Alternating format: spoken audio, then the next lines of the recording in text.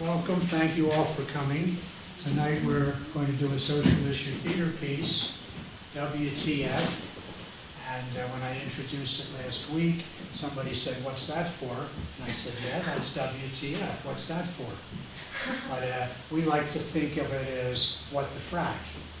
And if you have a more favorite F word, just replace it.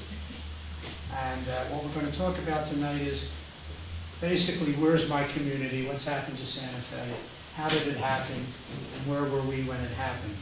And also, building a great community in spite of ourselves.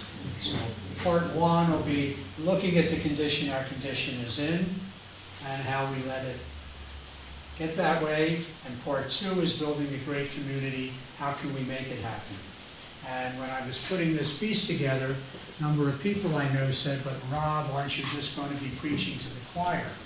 And I said, "Probably so. But in my mind, the choir has fallen asleep.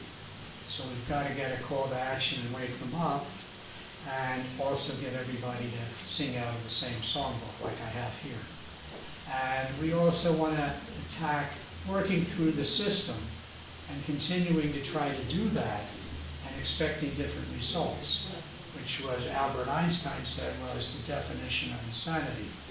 And even today, we're still working through the system, thinking if we elect the right person, things are going to change, etc. So what we're really talking about is how do we change the system and build that great community. And the only change we have in the program is the clipped hedge is going to the second act instead of the first act. And the first thing we're going to start with is George Carlin's American Dream Rant, which he wrote and performed in 2004. And it's still applicable today.